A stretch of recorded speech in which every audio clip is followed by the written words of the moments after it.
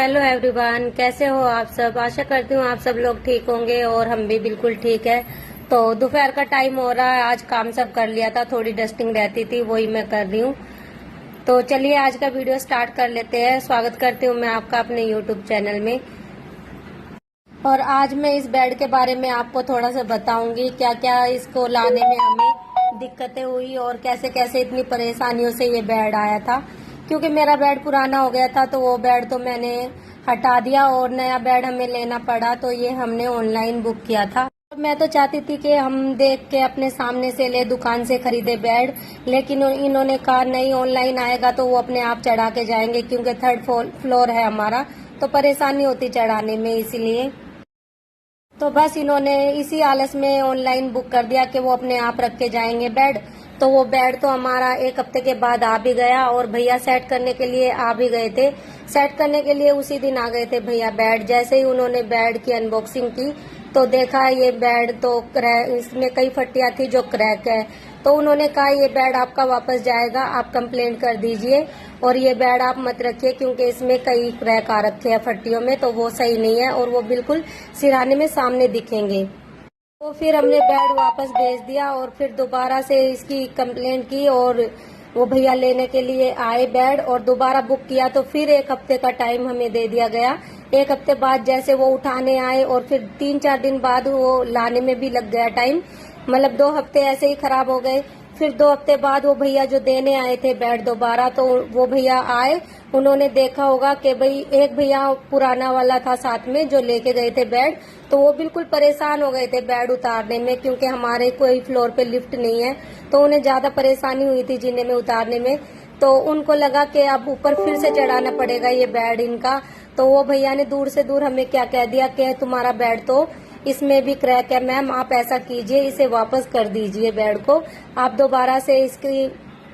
तो फिर मैं नीचे उतर के गई और मैंने भैया की गाड़ी में देखा तो मैंने कहा भैया आप ऐसा करो, बॉक्स तो ये नया है, पुराने वाला तो लग नहीं रहा, क्योंकि पुराने वाला बॉक्स उन्होंने अच्छे से टेप से बंद करके और उस पर क्रॉस का साइन लगा दिया था और डैमेज मेरे सामने लिख दिया था। तो मैंने कहा भैया ये नया बॉक्स है। तो भैया कह रहे मुझे मतलब झूठ बोल रहे कि नहीं ये पुराने वाला ही है आपका और बॉक्स में नए बॉक्स में डाल के आपको दे दिया गया, आप इसे वापस कर दीजिए और कैंसिल में डाल दीजिए। तो मैंने कहा ठीक है मैं एक बार बात कर लेती हूँ। तो ये ऑफिस में थे और ऑफिस में मैंने इनके पास कॉल किया तो फिर इन्होंने बोला कि नहीं तुम ऐसा करो, बेड अभी रखवा लो, मैं देखूंगा, पहले चेक करेंगे। और ये ऐसे ही बोल देते हैं, चढ़ाने के चक्कर में कह रहे होंगे और तुम बेड रखवा लो, बाद में देखते हैं क्या करना है। तो मैंने इनसे फोन पे बात करने के बाद इनको बोला भैया को कि भैया आप ऐसे कीजिए, बेड आप रख जाइए, अगर इसमें क्रैक होगा तो हम दोबारा कंप्लेंट करेंगे इसकी। तो भैया ने कहा कि नहीं मैम ये तो क्रैक है और फिर दोबारा चढ़ाएंगे फिर उतारेंगे तो ऐसे परेशानी हो जाती है, आप अभी कैंसिल कर दीजिए। तो मैंने कहा कि भैया पहले हम देखेंगे इसे, तो आप ऐसा करो आप रख दो। तो भैया ज्यादा मना भी नहीं कर सकते थे क्योंकि उनका काम था ये। तो उन्होंने कहा ठीक है चलो ऊपर रख जाते हैं। हम वो रख के चले गए और फिर उसी दिन सेट करने के लिए भैया आ गए थे। तो सेट करने के बाद उन्होंने देखा, अनबॉक्सिंग की, तो ये बिल्कुल ठीक था बेड। तो मैंने कहा भैया वो तो कह रहे थे इसमें क्रैक है, तो कह रहे नहीं ऐसा नहीं होता, वो ऐसे ही बोल देते हैं रखने के लिए, तो आलस में वो बोल देते हैं ऐसे ही। तो वो रख के चले गए थे बेड। चलो बेड तो फिर हमने जैसे तैसे सेट करा लिया था। फिर हम गए इसके गद्दे खरीदने के लिए।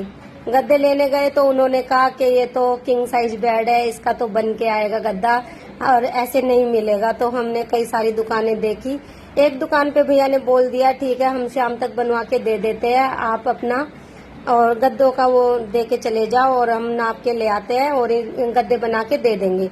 तो भैया ने शाम का टाइम दिया था, हमने कॉल किया रात को, वो नाप भी लेकर चले गए थे घर से। तो फिर भैया कहते हैं कि नहीं अभी नहीं बना, सुबह भिजवा देंगे, और अब रात हो गई है, 7-8 बजे थे उस टाइम पे।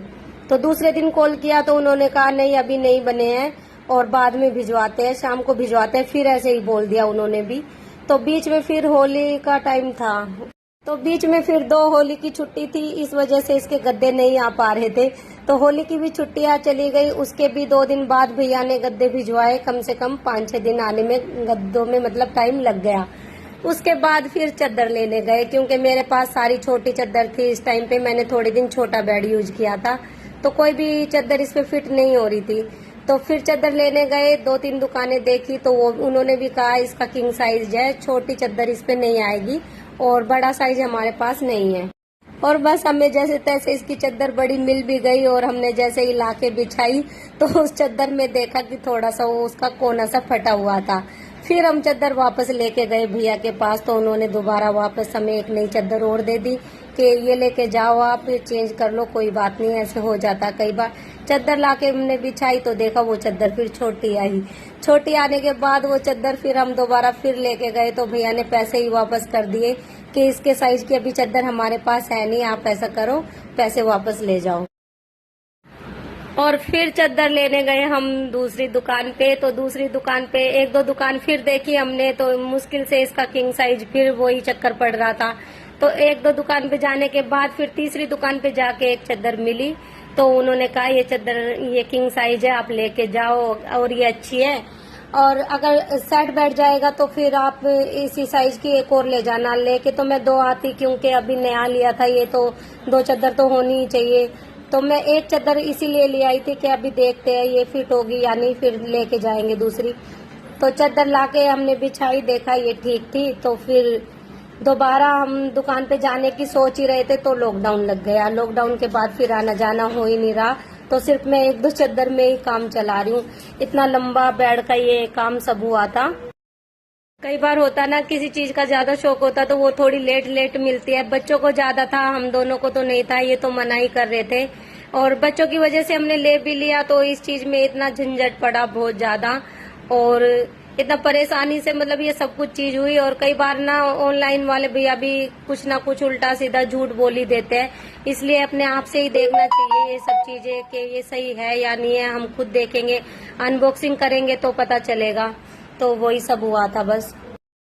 तो बस ये बेड की स्टोरी मैंने आपको बताई, जो मतलब सभी के घरों में ऐसी ऐसी बातें होती है, सब चीजों में हो जाता है कई बारी। तो मेरे पास ऐसी कई चीजें हैं, अगर आपको वीडियो अच्छी लगी हो तो मैं आपको और भी इंटरेस्टिंग बातें आपको बताऊंगी। कई सारी चीजों में ऐसे हो जाता है, तो मैं सोच रही हूँ आपको ये वीडियो पसंद आएगी तो आप कमेंट करके मुझे बताना, तो और भी ऐसी वीडियो मैं आपके लिए लेकर आऊंगी। तो बस इस तरह से बेड आया इतने झंझटों के, और मैंने आप लोगों को सारी बातें बताते बताते अपनी डस्टिंग भी खत्म कर ली है। ऑलमोस्ट मेरा काम सारा हो ही गया है। और ये जो छोटी सी मूर्ति थी मेरे हाथ में, ये टूट गई है, तो मैंने इसे हटा दिया। अच्छा नहीं लगता, टूटी हुई चीजें घर में रखते नहीं है, तो इसीलिए मैं इसे डस्टबिन में डाल दूंगी। और बस मैंने ये थोड़ा सा ये दरवाजा भी साफ कर दिया, ये मैंने कल परसों भी किया था, ये तो साफ ही है।